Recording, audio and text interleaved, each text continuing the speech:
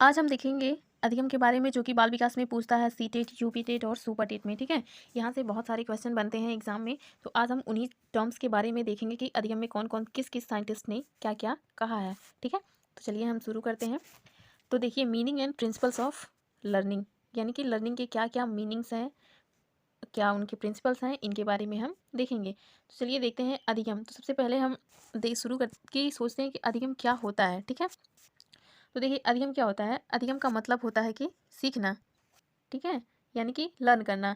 यहाँ पे देखिए अधिगम का दो टर्म दिया गया है, एक तो होता है सीखना और दूसरा होता है व्यवहार में परिवर्तन की एक प्रक्रिया है। तो अधिगम क्या होता है, जब आप किसी भी चीज़ को सीख लेते हो ना, अपने आप अपने व्यवहार में उससे परिवर्तन आ जाता है उस चीज़ के द्वारा, जो भी आपने सीखा है, तो उसे ही हम लर्निंग कहते हैं, यानी कि अधिगम। ठीक है, अब हम आगे देखते हैं देखिए कि जो अधिगम होती है एक प्रक्रिया है। ठीक है, अधिगम क्या है, अधिगम एक प्रक्रिया है जो कि जीवन पर्यंत चलती रहती है। ठीक है, जीवन पर्यंत चलती रहती है। तो यहाँ पे जो जीवन पर्यंत शब्द यूज़ हुआ है, ये एग्जाम में बहुत बार पूछता है, और इस चीज़ को याद रखिएगा कि जीवन पर्यंत।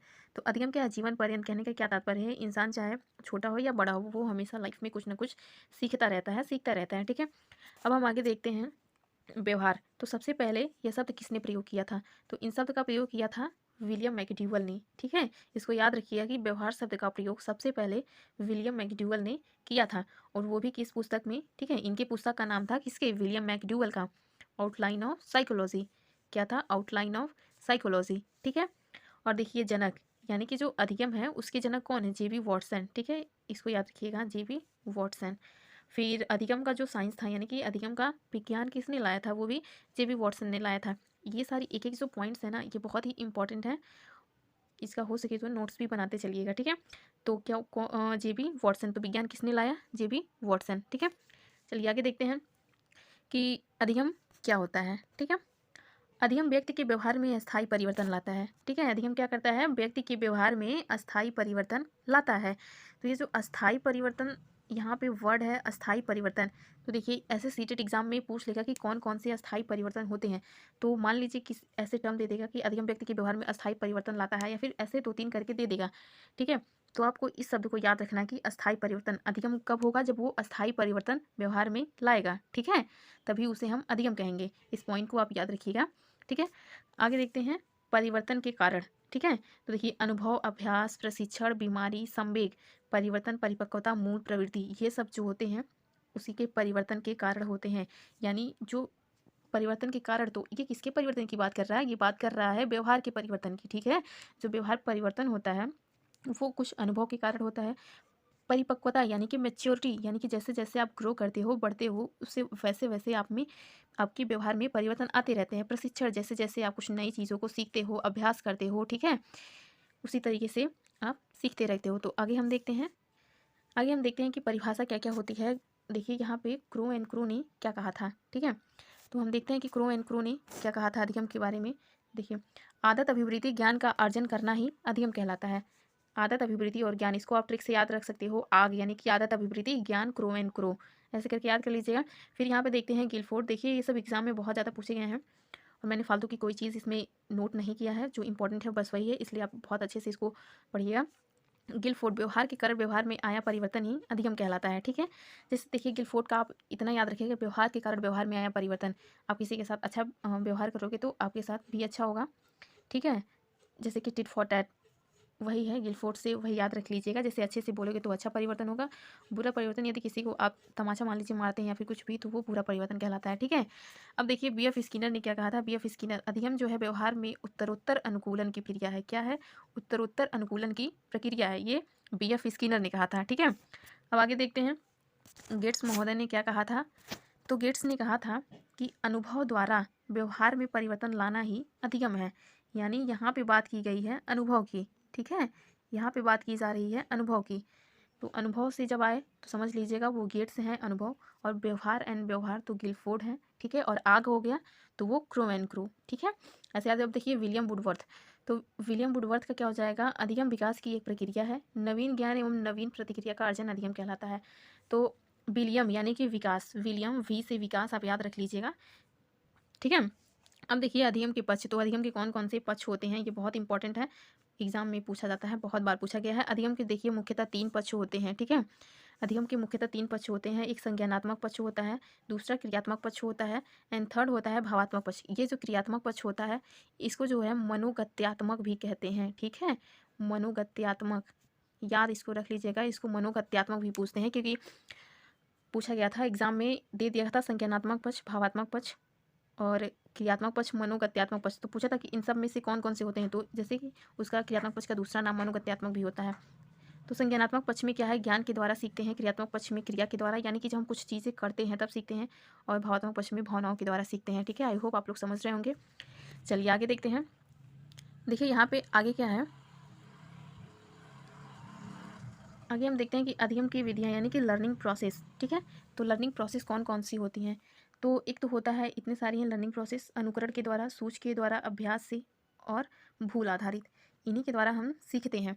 तो इनके कहने का तात्पर्य ये है कि जब आप किसी चीज़ को अनुकरण करते हो यानी कि नकल करते हो तब आप सीख लेते हो, कुछ अपनी बुद्धि का इस्तेमाल करके सीख लेते हो, ठीक है।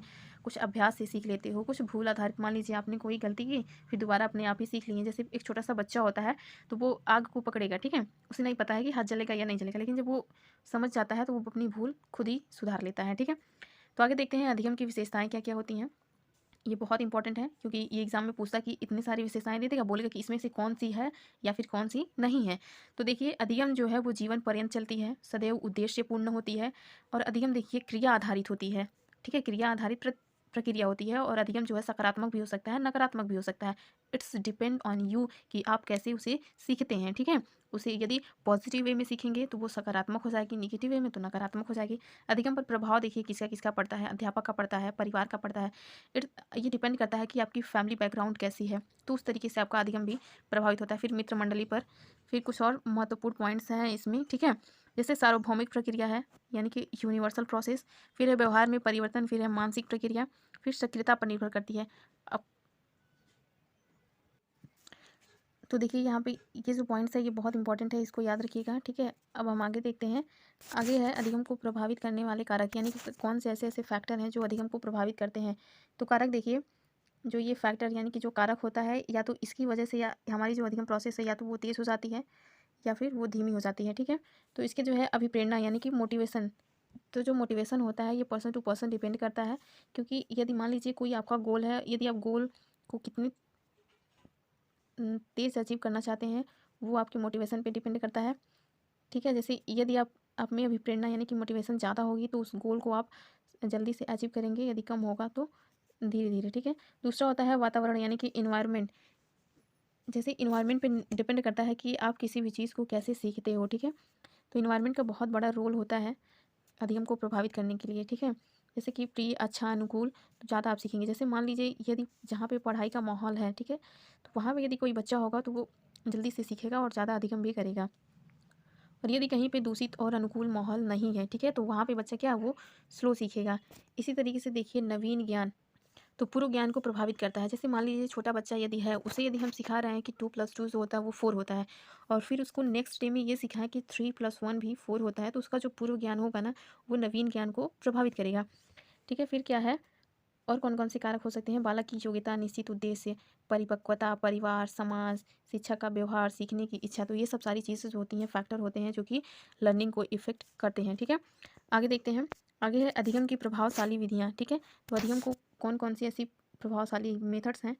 पहला है लर्निंग बाय डूइंग, ठीक है। आप किसी भी चीज़ को जब जितने अच्छे से करते हो, यानी कि जब आप करके सीखते हो तो वो आप बहुत अच्छे से उसको सीखते हो, ठीक है।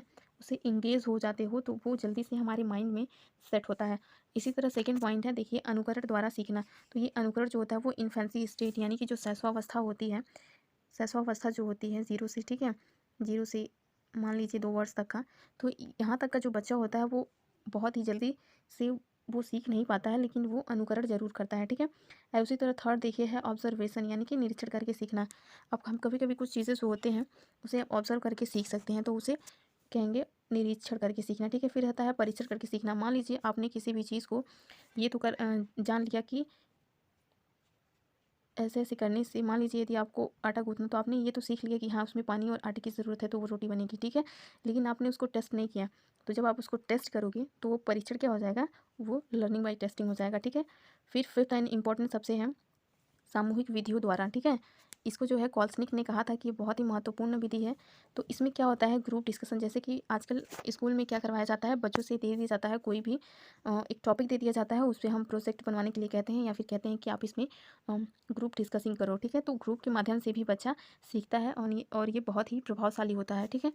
तो ये सारी बातें थी अधिगम के बारे में, जो कि बहुत ही इंपॉर्टेंट एंड क्रिस्प नोट्स थी, ठीक है। यदि वीडियो अच्छी लगती हो तो उसे लाइक, शेयर एंड सब्सक्राइब ज़रूर करें। Thanks for watching.